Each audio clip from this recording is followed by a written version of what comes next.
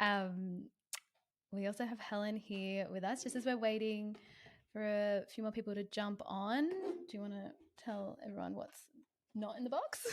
What's not in the box? That's everything's in the box. But yeah, I mean, we'll probably have to call it out a few times as we go. So we've got this video my job box. Here's a clue. What's in there? Basically, the reason we have this here is as an incentive for the best question. So we'll let everybody know again. But yeah, Paul, our producer, is going to be keeping an eye on the questions. He's going to pick the best one as we go.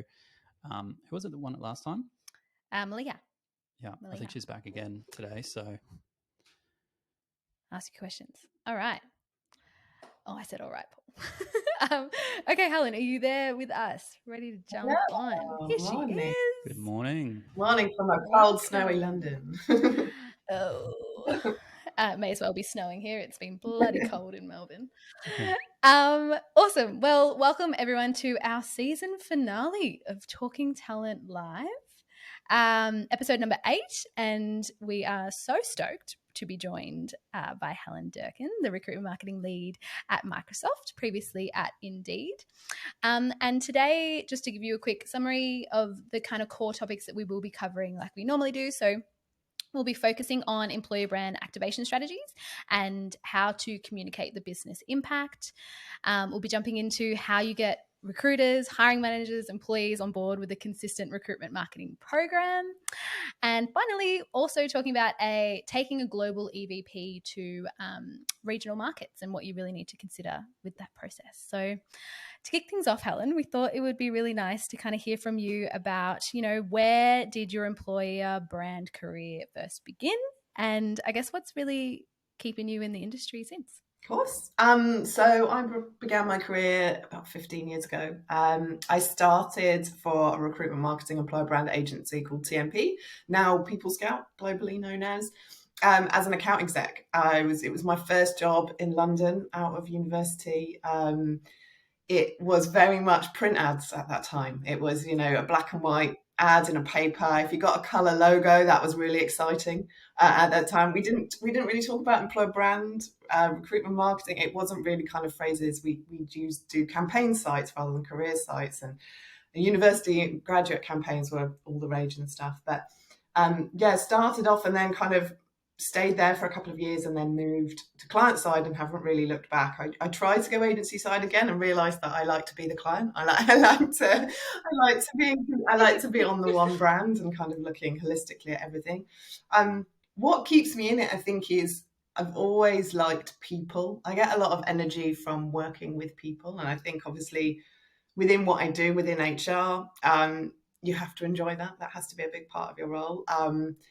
I struggle working from home, actually. I know a lot of people love that, but for me, it's actually quite difficult because I get so much energy like face-to-face in teams, old school writing on whiteboards and getting post-it notes and planning out like candidate experience journeys. What keeps me in it is the people, and kind of I'm really interested in how people think and the emotional side of branding, because I'm a fairly kind of emotional driven person.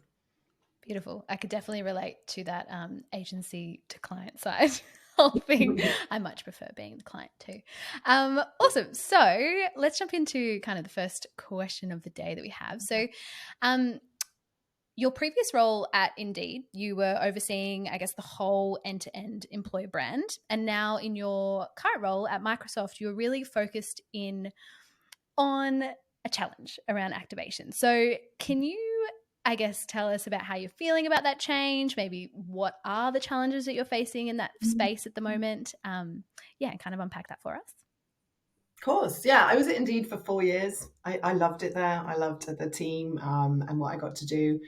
And kind of the end-to-end piece, like you said, covered everything from content to social to strategy to recruitment, advertising, marketing. And this opportunity came along because it was the first time for me to really build something completely from scratch within the activation side. My role doesn't cover creating the EVP, but I'm part of the project that then is going to obviously activate that through our kind of recruitment marketing pieces. How I'm feeling. So I'm 5 months, nearly 6 months in. And I think for a business of our size, we're 220,000 people in Microsoft, and growing all the time. I know there are plans to double our workforce in the future, which I think is insane. So I'm pretty daunted at the moment, just because I've gone from a head count of about 12,000 people to 220,000. So I think the first feeling was a bit, wow, this is big. This is big. And there's a lot to learn, but it's exciting because there is nothing. I think there's a balance of, it's scary because I've got to build everything, but also exciting because I can build everything. And that's why I made that decision, because for me, I've done it in places here and there, but I've never completely started from scratch, which is what I would say we are at. Which a lot of people who I've spoken to is quite surprised from our side, from Microsoft, that, wait, you must have everything. You must have all this big team and everything. We don't. We're very lean. I'm the first person in EMEA. We just hired someone in Asia, and then we just have a couple of people in the US. So for a business of our size, trying to look at that is a massive task for us. So yeah, there's a lot to do. There is a lot to do. So I guess, yeah, excited, daunting, lots to learn. But yeah, there'll be more to come. I think I'm only 6 months in, so hopefully I can share a lot of the stuff I've done within the 6 months with people around, how I'm tackling it now and what I see to kind of come next year and beyond. Yeah. So given you're in this situation where there's not an existing core program you can kind of pick up and start making optimizations to that. And I know we spoke a couple of weeks beforehand this session, and you were talking about that's left the door, I suppose, a lot of the people you're there to enable, like the recruiters and so forth, to just have to figure it out for themselves. And especially in the current market, you can't keep doing just the classic recruitment kind of thing and put a job ad up. They've had to go beyond. So I suppose in that context, how are you thinking about the approach to the recruiters or the other people like hiring managers and employees, and working out how to get them on board with a more structured program, given that you've come in and that hasn't been there? Yeah. So as I said, we don't really have anything. So there's a mixture of templates here and there that haven't really been used. But what has happened across EMEA anyway, is everyone's just kind of done their own thing, country by country, region by region. Comms leads have been doing things, the business, recruiters, sources, just kind of making it up, because also there hasn't been that overarching EVP to kind of galvanize everyone towards. What I would have loved to do, because I'm a deliverer, I have very high standards, I work in marketing for a reason. I would have loved overnight for me to just be able to go, right, everyone stop. You can't do any of that anymore. This is how we're going to do it. And you just can't. With a business of this size, you can't. So the way I've kind of looked at it is, firstly, I've just been on a discovery journey. I think that's the first thing you need to do, and you need to be given time to do that. You can't come into a role like this and be expected to fix everything straight away. You need to know what's out there, what people are doing, what's their understanding level currently of employer brand and recruitment marketing. I don't know if a lot of people really understand that. So I think, firstly, I went on a discovery journey with obviously the recruitment team, the team I'm part of, to find out, what was their understanding, what have we currently done for the last couple of years, what assets do we have, and then wider across comms, because a lot of our employee and external comms leads are doing a lot of this, as well as some of our marketing managers. And I did that based on priorities. So I did that based on, where are we hiring the most at the moment, rather than trying to do all of it. I did. I made a mistake. I made mistakes very early on. I'll be very transparent with that. I think that's normal. I tried to kind of find out everything and try and fix everything straight away. And then I had to stop and go, if I do this, I won't get anything done. So I've gone based on hiring and priority. And at that time, we were hiring for what we call MCAPs, which is our sales, customer service, like go-to-market kind of people. And we were in a massive recruitment campaign at the time. So for me, that made sense to kind of focus on, like, what do we have, what we're currently doing. Once I did that, I kind of put together what a lot of people probably have done in different roles, called a SWOT. I looked at my strengths, weaknesses, opportunities, and threats. And then based on that, from all my discovery, then put together what my plan will be. And a lot of this a lot of the starting point is education. I know the tendency sometimes can be, no, don't do that. And then provide nothing, don't, just stop that.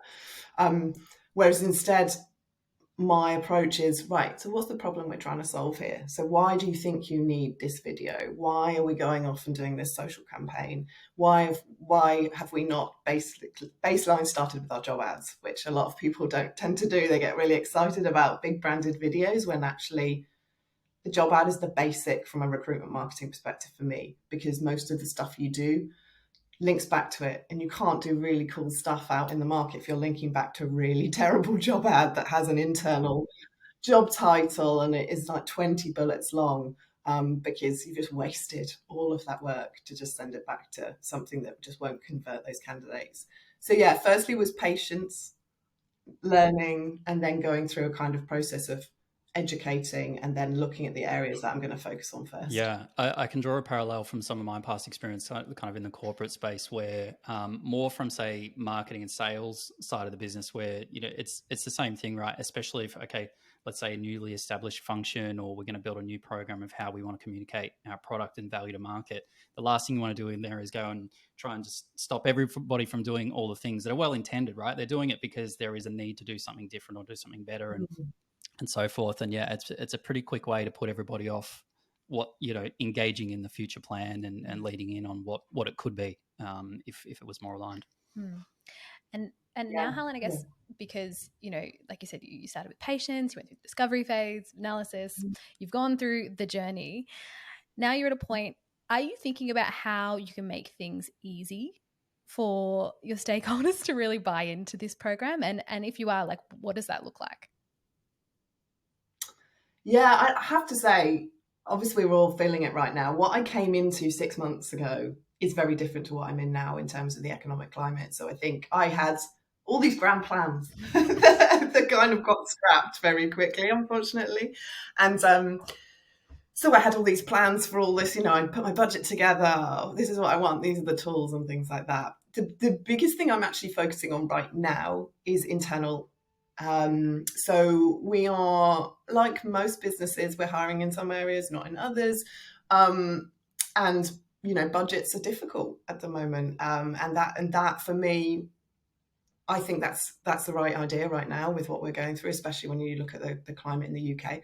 So my focus has very much been on employee engagement advocacy. So we're going round at the moment. Obviously, I can't do it all myself. So I have a team of recruiters who are kind of SMEs on this, who are leading this with me, to focus on how do we galvanize the business, even in areas where we're not completely hiring, to have that consistent storytelling. How do they become my wider marketing team? How do they improve their personal brand, but also then talk about us consistently, obviously across LinkedIn, knowing that that's one of our key kind of platforms, being Microsoft. So yeah, it's very internal focused at the moment. And then where there are pockets of where we're hiring and there is budget, there are obviously recruitment marketing campaigns to support that, dependent on what we're hiring, where we're hiring and stuff. So yeah, a lot of it's around internal education, and that advocacy piece, which people don't realize is so important, and the business doesn't realize is so important. So I've just done a couple of training sessions, and for the next year, I'm basically going around the priority kind of teams across EMEA to kind of do that. Hopefully face to face in the future, but at the moment across teams. That'd be nice. And so do you think, so basically you're talking about, okay, well, if there's less budget or resource to support than what you originally planned, your go-to is the advocacy type piece there. Is that how you think about it consistently? Is that usually like the go-to baseline if you don't have a lot of resources? How can you leverage that channel? Or is there a different way to look at it? That's usually what I've done. And I think that's based on trying it lots of different ways over the last 15 years. But the best thing you can focus on is your people. And that's even if you had created a, fully fleshed out EVP framework, you would look at the internal population first to get behind that, to advocate for that before going external and changing your career site and things like that. So for me, it's a thing that people don't really realize is a really quick win, because your employees are connected to the people you want to hire. They have the right networks. Your recruiters and sourcers sometimes do. Obviously, if you've got a recruiter who's been based in engineering for a while, they've built an engineering network. But a lot of our recruiters are flipping between different roles, and therefore you could have an engineering recruiter that are now working on sales roles. They don't have a sales network at all. But the people, the hiring managers, the teams, they have that sales network. And so it can't just be down to us in TA to be marketing about us as a place to work. We need our people to be doing that. But the only way that it does work, though, is you have to talk about the what's in it for them angle. So you can't go in and go, we need you all to help us hire people, because that's not going to resonate with a lot. Hiring managers are going to be on board. They'll be like, yeah, because I need to hire people. But if you've got a software engineer, based in Prague, it's like, why would I do this? I don't care. You go and hire people. It's not on me to do that.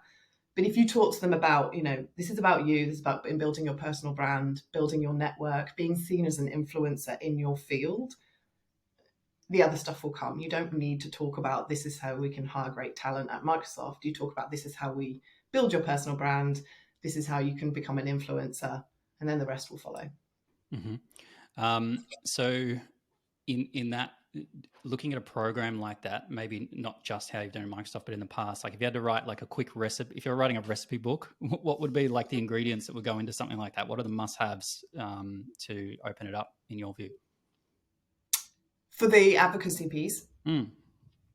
So the piece that I'm currently doing is pretty simple. It's not rocket science in terms of how we've been doing it. Obviously, if I was going to build on it to do a fully fleshed out advocacy program, there'd be other stuff. But at the moment, because I haven't got the biggest team, I have me, myself, and I at the moment. So for me, at the moment, it's around optimizing the profile that they're putting out to market. And obviously, I have to focus just on LinkedIn at the moment. There are obviously other channels we'll look at, and Asia will have different channels to potentially what I'm looking at in EMEA.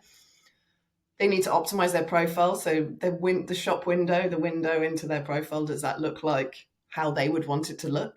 Does it, have an up-to-date picture and stuff? How do they build their network? Because there's no point them storytelling and the final step, engaging and talking about things within tech, Microsoft, etc., if they don't have the network to share that in. So a big part of the training is also, and talking about, is the build piece. So whether that's groups, whether that's your network, former colleagues you've worked with, current people that you've worked with. And then that piece. If I was going a step further, I would build out a brand ambassador advocacy program, and there would be, champions in each region. And I've had that before, and I did that before at Indeed, and I would love to do that, but I had a team of 12 people and I don't have anybody. So I'm very much starting with basics, and then we do have a kind of advocacy platform that we use where then I'm feeding in content that we have currently about EMEA, whether that's the business, whether that's about our culture, whether that's about working. So at least when they are sharing that stuff, there's some easy content for them to start sharing that at least is aligned to our business and our values. But yeah, there would be loads more I'd do if I had multiple hands and all these different people. But at the moment, it's just really simple in terms of how we're rolling that out.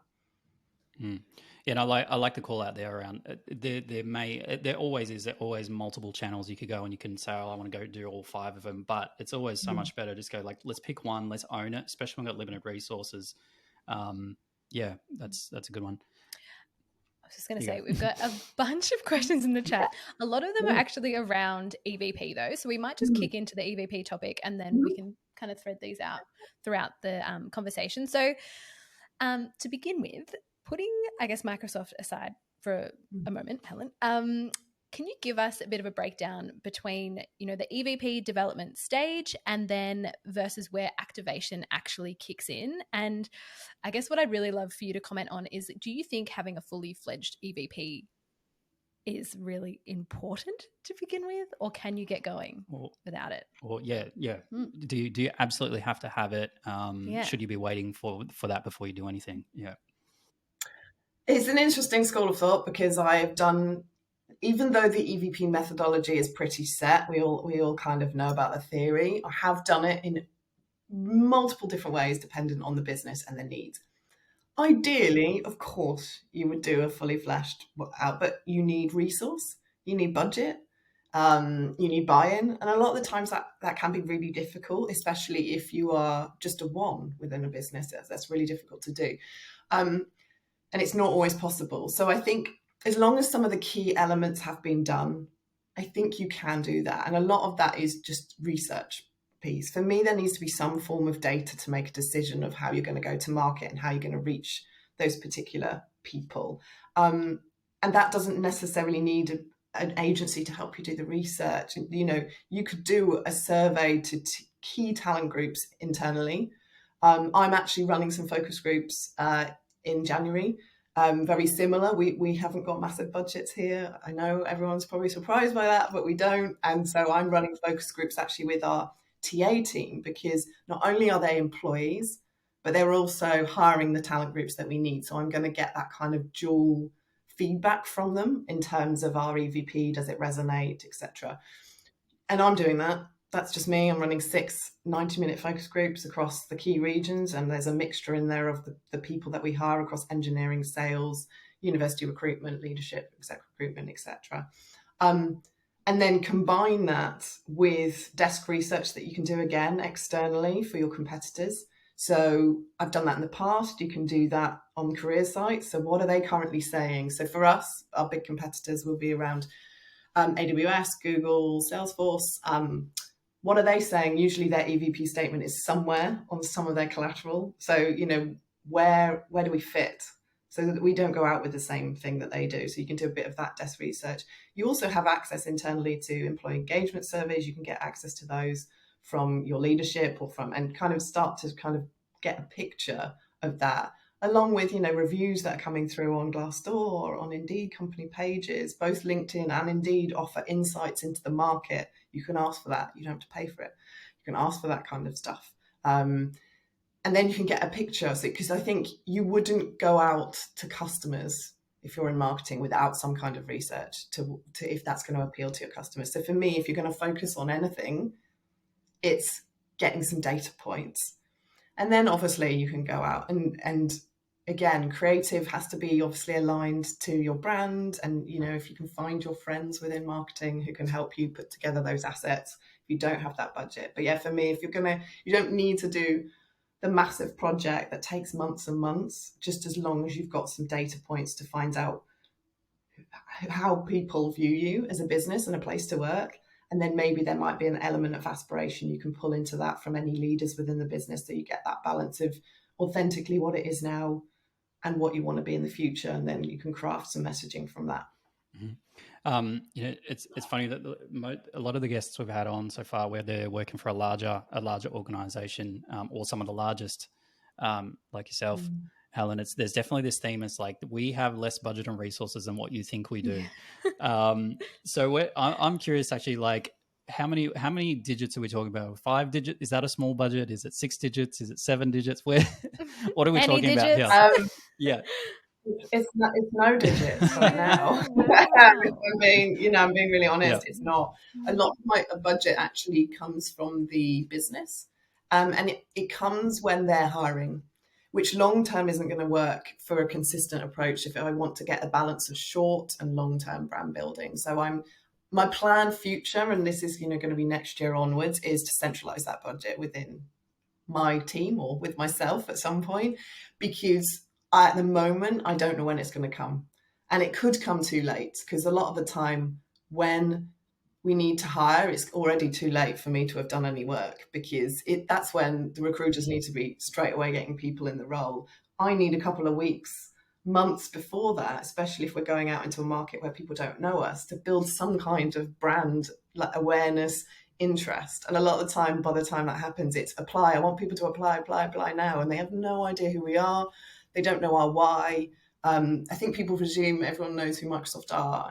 And in general, they do, but they know about us probably 4 or 5 years ago. They don't necessarily know what we are now. They know us for our hardware, for maybe Xbox, for, laptops, for PowerPoint, but they don't necessarily know all the future stuff and all the exciting things that we're doing in terms of, putting movies on tiny little chips, so they can last through the years, and things, so they don't get destroyed, and putting data centers in the ocean rather than on land, so that we can be more environmentally friendly, economical, etc. So there's just all this storytelling that just doesn't get out there because we haven't been focused on it and haven't been doing that.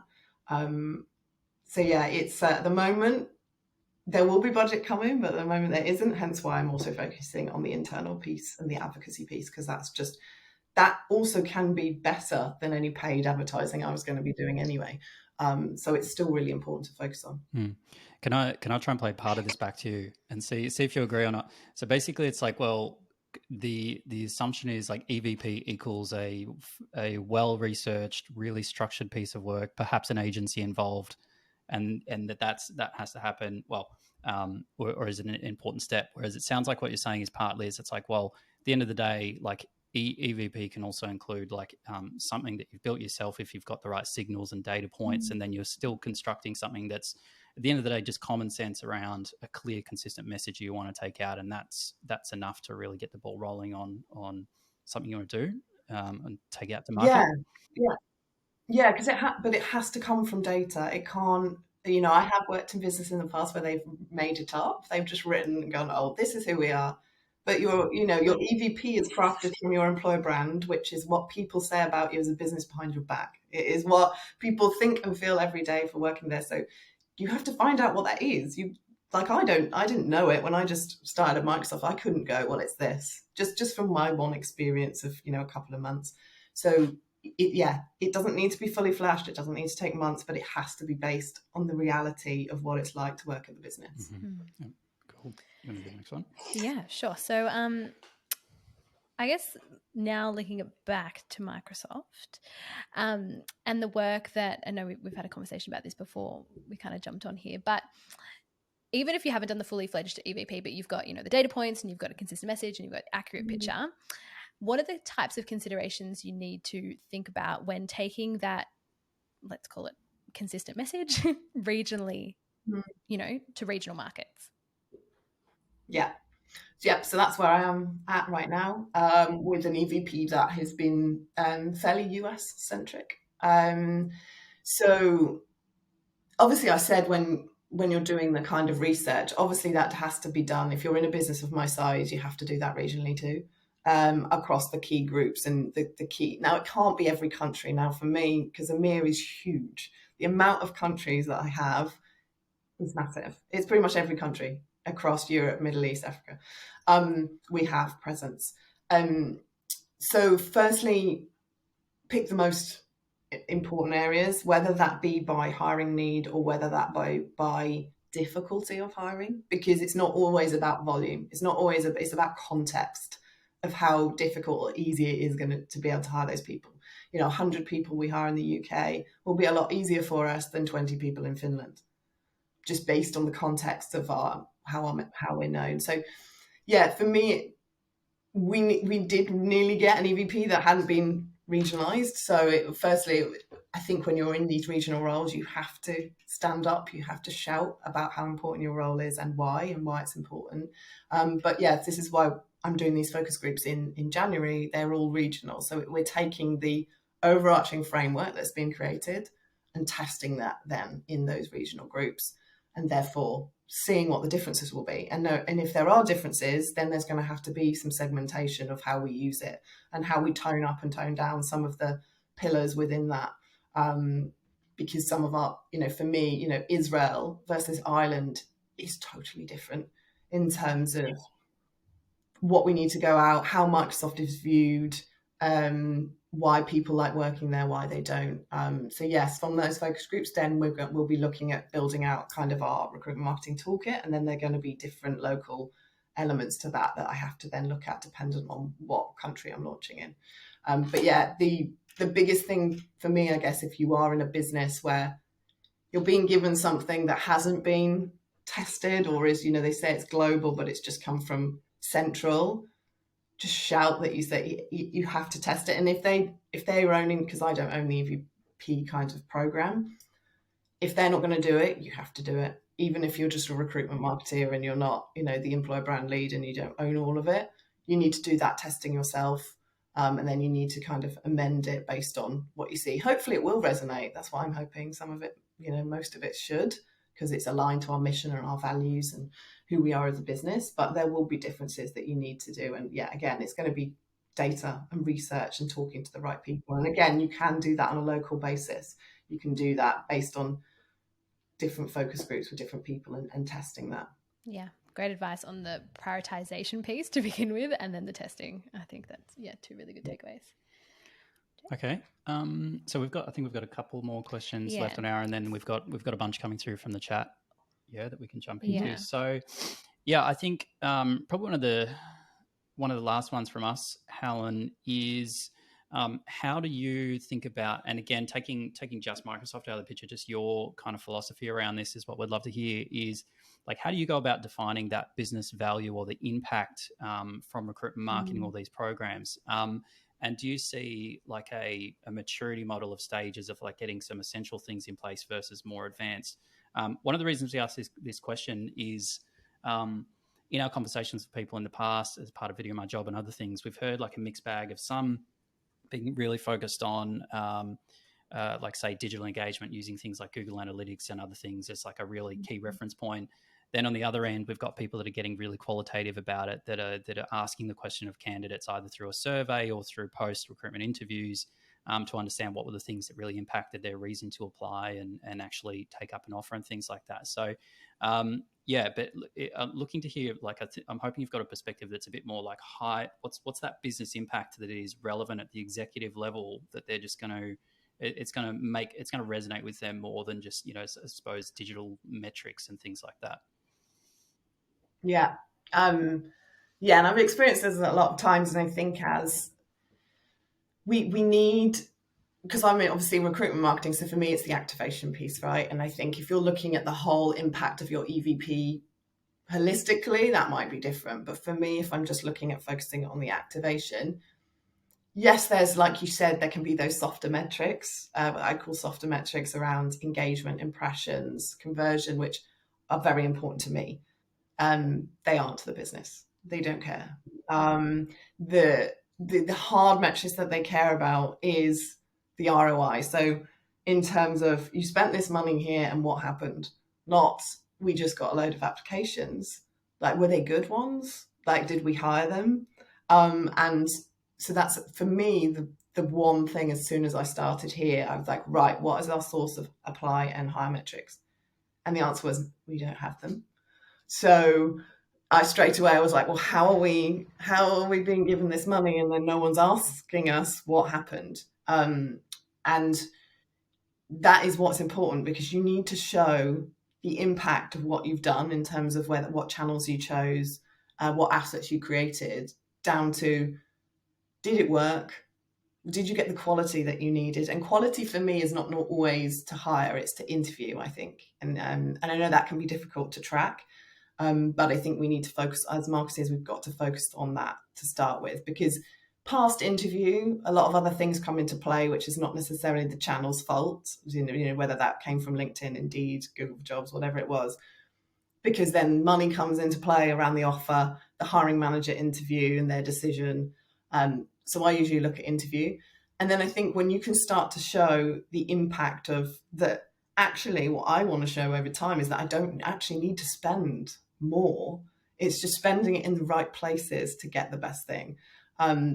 And then you can start to talk about, once they've got confidence in you and that what you're doing is making change, then you can start talking about the bigger stuff of, I actually want to do a long-term brand awareness campaign, and actually it's not going to be anything about applies or getting people to interview. It is just going to be about that we increase engagement, or maybe visits from a certain country to our career site, at least for some kind of consideration, over a 6-month period. And you're not going to see anything until, at the end of 6 months, and it might have been great or it might not have worked. But you can't really jump. That's what I'm finding here. You can't jump to the talking about the long term and investing a load of money without having those hard metrics in place to prove that what you do is working and that you're helping ultimately the recruit. My job is to help the recruitment team hire the people that they need, and help fill the funnel. And if I can't do that and can't show I can do that, and I'm not picking the right channels or doing the right content, I can't talk about any of the longer term stuff. I can't go, please give me all this money to do this massive campaign over here.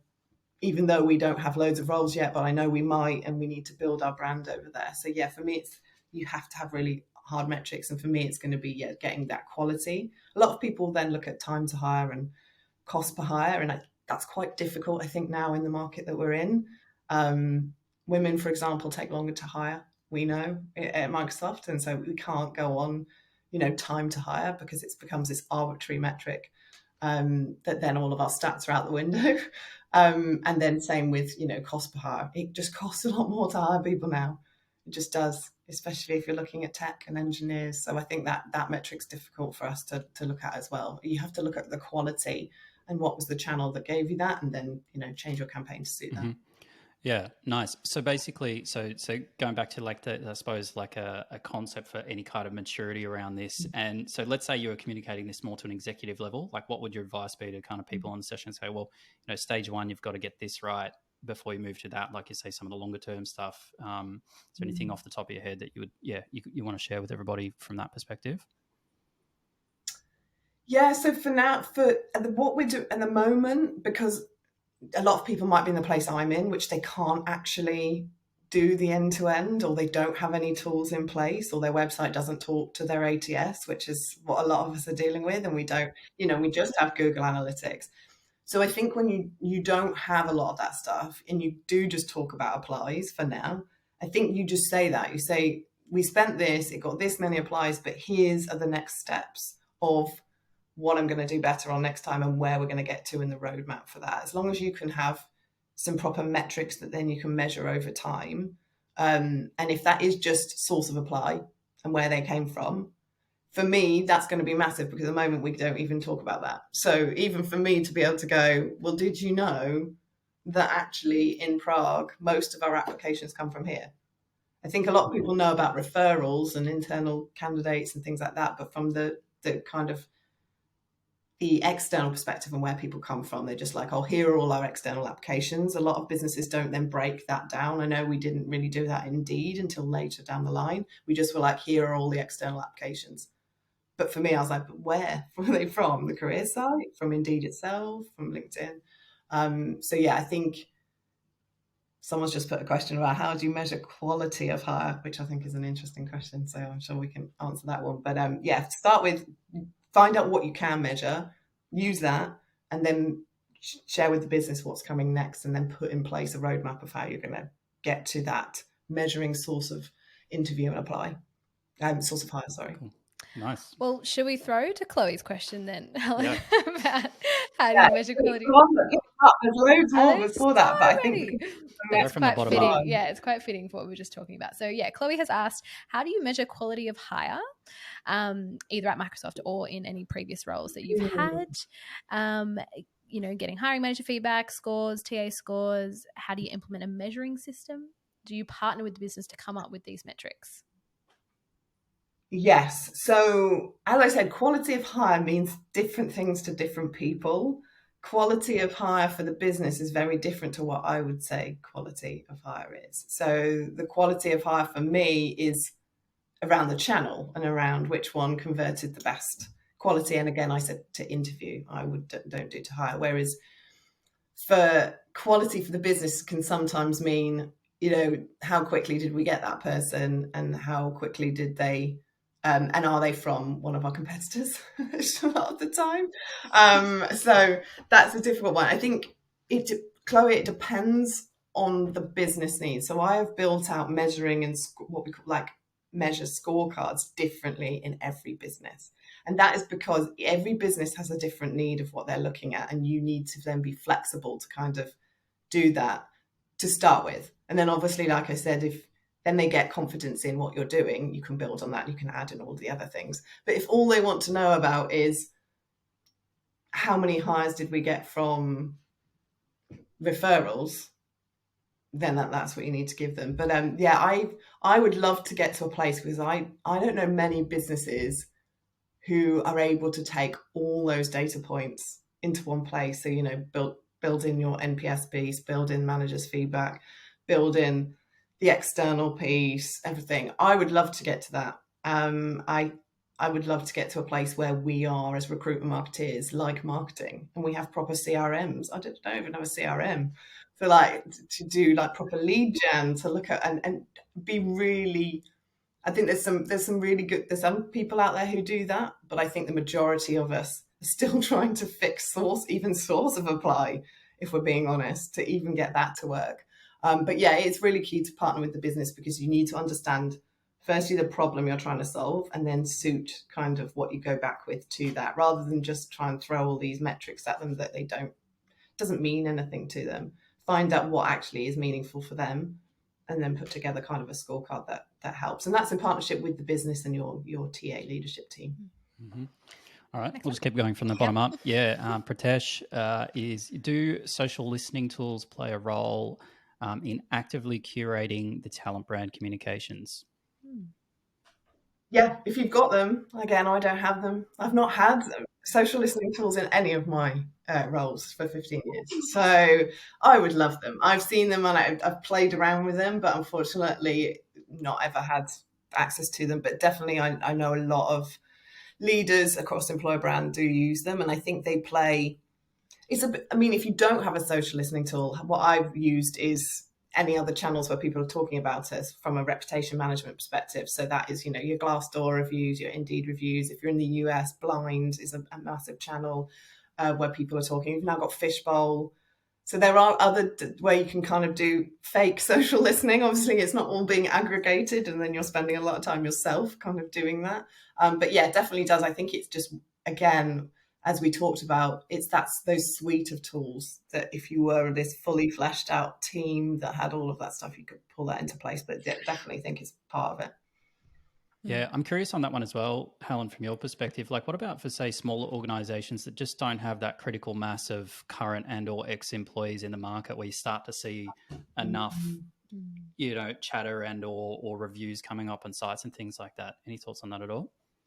I think, yeah, that's difficult, because if it's not there, you can't find it out. So I think you can take what you can, but then you have to focus more on internally and the people that you do have.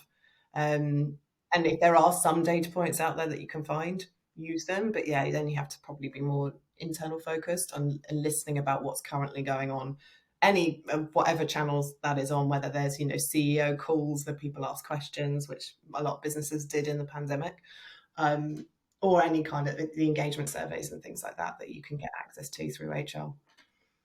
Maybe Microsoft can do a Teams listening thing. I don't know. Would that get approved? I don't know. No, I still haven't. I need to get my head around all the products we have. We have so many products, more than I thought, that I'm still learning about each day that I can get access to. Crazy. All right. So Zenovi thanks you for a really interesting conversation, first of all, and then asks, to what level of centralization and decentralization do you believe with your team can work? So like at Microsoft, obviously it's super distributed. You've got lots of teams all over the world. So yeah, what do you think, I guess, is best? Yeah, because at the moment I'm operating in a completely decentralized model. So every country is pretty much, and region has been doing their own thing, because there hasn't been this role. They haven't had a me, and they've had actually not a lot of centralization in terms of an EVP framework. So for me, there's going to be a balance of the EVP piece of work will be coming March, April time next year. And then there's going to be a lot around, because again, I'm just me. The decentralization piece is going to happen when it comes to who are those leads within the market who can help me roll this out, who can be educated on it, but also can then be kind of responsible for that, be that wider team for me to kind of roll that out. But yeah, for here, it's been too decentralized. So I think we need more centralization, just in terms of, like I said, the EVP assets, guidance around how to roll that out, and some consistency of like how we should roll things out. And then there needs to be that decentralization around, right, where are the things that you can change within your markets, but here's at least a framework. And we just don't have that framework right now. So I think that will make things in next year onwards a lot better. Mm-hmm. Cool. Next one from David. So this is, so how do you get or enable the TA or recruiter folks to leverage off the advocacy assets that you're creating, that you're talking about before? Or is it about getting them to use it, or are you more focused on those people advocating directly onto social without going through any other step, if that makes sense.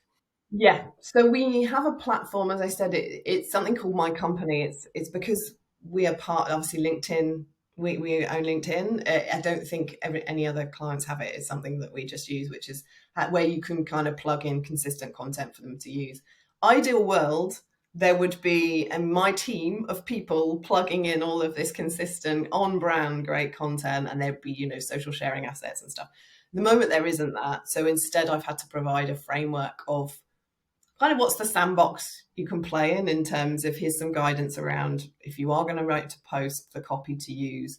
There's some basic assets that we've got when it comes to kind of sharing and things like that. But a lot of it I've been focusing on at least putting some consistent content through that advocacy kind of channel that we've got on LinkedIn that they can then reshare. But long term, there'll be a lot more around consistent, on brand, regionally focused stories, assets, videos, everything all coming out of my function, which then can be shared. But at the moment, it's more I've given them the guidance, at least the rules of do's and don'ts, because before then they were just sharing anything that they found with random copy in, not the right hashtags, things like that. So I've just been providing guidance to start with while I haven't got anything else in place. Great. Next one from Maliha. So who are the core participants in the creation of an EVP? And, looking at the size and scale of Microsoft, there's obviously lots of you. So what are the strategies, I guess, you have in place to really unify that across the business and bring everyone together? Yeah. So for us, obviously within recruitment, we're one of the key elements of that because a big part of the EVP framework will be around the activation piece. So we're one key part. The EVP for us, and that's different in every business, I've seen this done differently, is actually being run out of employee comms. So they are then feeding in the wider kind of comms team within that. Brand is kind of owning half of that. So that's really good. I don't often get it where brand have got so much of a key stake in it. And I think that's really great because you need marketing on board and brand at the very beginning. Our HR function are part of it, like wider business partners, benefits, etc. Because obviously an EVP isn't just the activation, it's the whole internal piece. So how are we going to be rolling out through that 360? And then obviously there's various senior leaders who have had buy-in throughout the process. They started this process about 1.5 years ago before I joined. So yeah, they did a lot of work with alignment to our kind of core strategy and senior leaders as well. So yeah, I think it's really important that you do get that suite of different stakeholders, because a lot of people, I think the EVP is recruitment marketing. It's just, they think it's one and the same. The recruitment marketing piece is the activation of the strategy of that framework, but it's not the whole thing. And I think a lot of where businesses make mistakes is they just are like, oh, this is just they call it, this is just the recruitment marketing framework and we're just going to go externally. And they don't focus on the internal, which actually is more important, because if you hire all these people to come into a business that what we've said externally is not what then they have when they come in and they're like, this is not what you told me this was about, they're more likely to leave. So yeah, it's really important to get that ownership outside of just recruitment, because otherwise it becomes, oh, that's just a recruitment thing and no one feels like that they own it, whereas it's completely part of the whole business framework. Mm-hmm. All right, one more. Yeah Take a pick. Okay. I think there's another good one here from Chloe here. So I think this is earlier when we were talking about I think Helen, you were talking about bringing the emphasis to the job ads first and foremost as a really essential item. So how do you embed your EVP in an organic and appealing way within there? What do you focus on in the job ad, example EVP employer, as opposed to just describing the job or responsibilities itself, or vice versa? That is really, that's a difficult thing. I was going to say, please don't go and look at the Microsoft jobs right now because they are nowhere near where I would love them to be. It's for me, when it comes to a job ad, I think it's very difficult to get across your fully fleshed EVP in a job ad. It is just one thing. And so you have to decide. You can get it across through your career site in different ways. So obviously your job ad could probably have other assets embedded in it, like video and things like that you can kind of pull through, other content benefits, things like that can kind of live and breathe that. But ultimately for me, and again, this is my opinion, so other people may not agree, the EVP is bigger than just the job ad, and it's very difficult to try and sell that in even just a statement, which you could do at the end. But a job ad is about the role, the keywords within that, and you've got to make it so appealing for a candidate to want to work there. So you can obviously have at the bottom your EO statement, who you are, and you can pull through other content around that. But the job ad has to be able to have the right keywords in it so it shows up when someone does a search first and foremost. So if you focus too much on EVP keywords that aren't SEO'd based on what people are searching for, it's never going to do its job, which is supposed to be being in front of the person when they search for sales manager job or account exec job. And if you've focused too much on putting your EVP wording and the pillars and the tagline, none of that is SEO friendly for search in terms of job search. It needs to have stuff about that. So I think you have to. That's why you look at that as a basic, but then you're looking at all the other things of how are you getting people there. Is when you're kind of bringing to life all your other pieces around your EVP. So your careers site or your company page. If someone's coming directly from LinkedIn or they're coming from Indeed, you have to then focus on that stuff on the company page that's on there because they're going to bypass the career site. But yeah, it's a good question, Chloe. For me, I would personally focus on the job and the keywords about the job and making sure you're using inclusive language, and then you can put elements of it at the bottom. But I think more focus on like you've got the right job title that people are going to find the job in the first place rather than an internal job title that no one can ever find. Yeah, and speaking purely from a marketing perspective, my thoughts would be that it's like people will, the good, especially the good ones, they're going to go and background check you pretty quickly anyway. If this looks interesting, maybe there's a bit too much pressure on a job ad to solve the whole thing because there's like I said, people are pretty savvy these days. They'll go and check all those other third party sources. They'll check your own career site, YouTube. I know a lot of people will go and look for older content on YouTube or. Actually, back when last time I was job searching, one of my favorites to go on LinkedIn company page and then filter the employees and find out all the people that are working there and see what their background is and what are they posting, what are they talking about. So, yeah, I think I guess I'm saying it's like having some other resources that they can go and discover or go to as a next step rather than trying to have it all in that one document would probably be a good move as well. Yeah. People do their research like you would research a holiday. People do their research. I think there was some stats years ago, but I think it was and it might not be right now, but there was a figure which was people can look at 13 different sources to make an opinion. And it's a bit like a decision journey of I used to work in retail for a long time, in phone retail. And we had this whole thing of people take 6 months to decide whether they're going to upgrade their phone. And there's a whole load of research phase before that of checking the different networks, deciding which one they want, looking at the prices. And so, yeah, like you said, the job ad is just one part of what they'll look at, especially if they are maybe more passive, more not necessarily haven't considered your company as a place to work. They want to find out more. They want to read reviews. They want to look at your career site, your company site, your social media handles, especially the generation currently. They'll probably try and find you on TikTok, and that's like a whole other I think conversation in itself of TikTok and how that's going to work for recruitment marketing long term. But yeah, they will. They're not just going to rely on the job ad. But if they do, at least you want it to be able to appear to them in the first place, let alone put fancy stuff about your EVP in there. Very true. Awesome. We might jump in just to the last little segment of the session, Helen. So, at the end of every session, we ask the guest to ask the next guest question, and then we kind of internally we call this a handball, but we haven't actually named it publicly. So, I'm just going to share this. So, this is from Lauren Stanton, who is from EY. We had her on last month, and she asked you this question right here. I'm just going to play it. Fingers crossed you can hear it.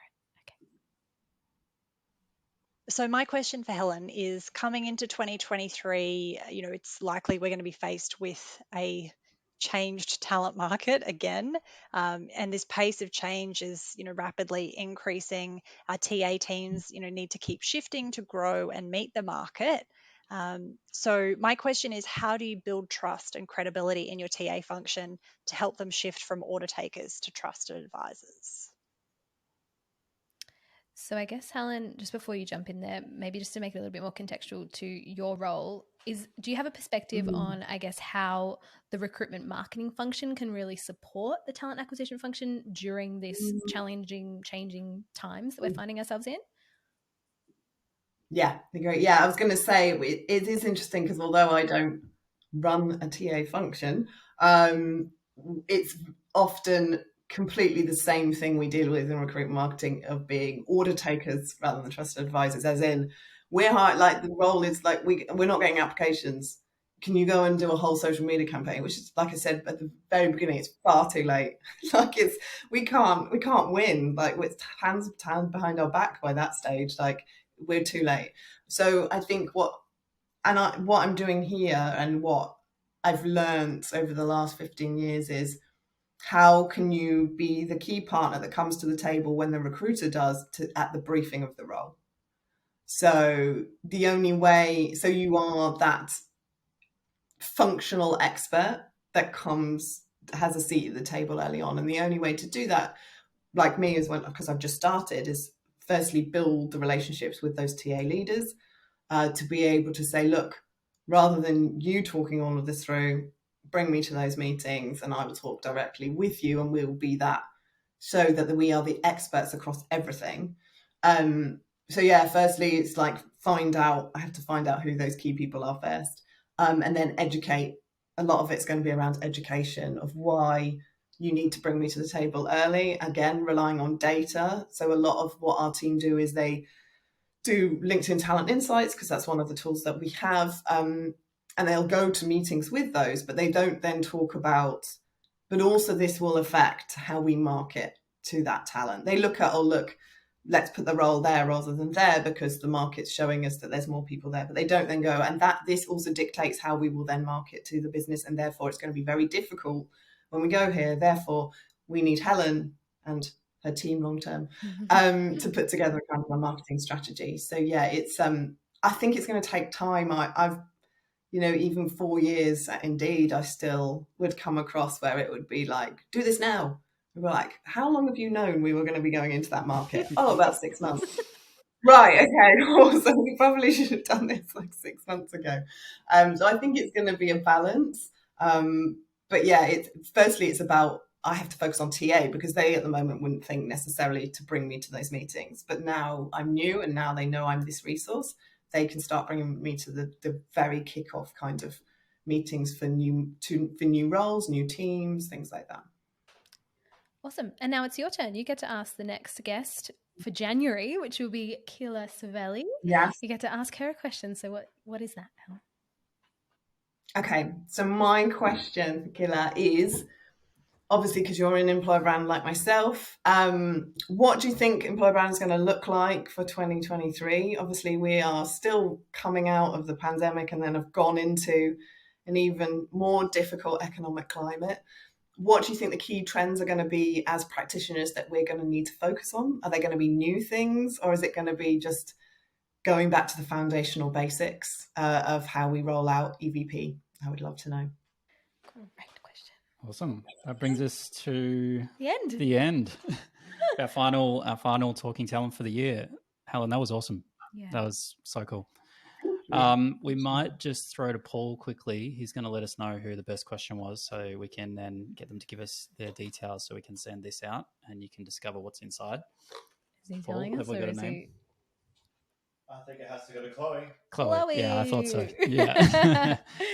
Yeah. They were two really good questions. Yeah, awesome. So Chloe, I don't know if you want to drop us your email address or message one of us on LinkedIn. We'll connect. Get in touch. And make sure you get your prize. Thank you so much. Yeah. And you can come back to me in a year and ask me what I've managed to do after this. We can look back at this and go, did she end up doing all the things that she was 6 months in, a year down the line? Cool. Awesome. Well, yeah, like Jay said, last episode of the year. So thank you, Helen, for joining us. That was fantastic. And also just big shout out to all of the guests we've had on in 2022. It's been great to, you know, have your support and also just to see each month the kind of community and the attendance growing. So I think we're on to a good thing here. And just to let everyone in on, so January we already have lined up with Keela. And we're going to be kicking off the next season really around all things activation, which is very fitting considering we've had, you know, a conversation today. But Jay, do you want to explain a little bit about activation? Yeah, so basically for the first half of next year, first half, we're really looking to focus in on very similar conversation topics that we got from with you today, Helen. It's a really good way for us to kind of finish up and set us up for next year as well. So, you know, all of those things around creating those programs in the business to showcase people, culture, diversity, and really in that spirit of not just hitting that business impact, but also genuinely trying to move to a place where the talent is moving into roles and they feel a deeper and more, stronger connection to what they're doing as well. So, and then that rolling up to that really big business value impact that we talked about before. So that's our mission. We're going to try and get some really solid guests on to continue this conversation from there, and hope to see many of the audience there from today there as well. Yeah. Awesome. Well, thank you again, Helen. That was awesome. And we'll speak to you soon. Thanks, everyone. Everyone.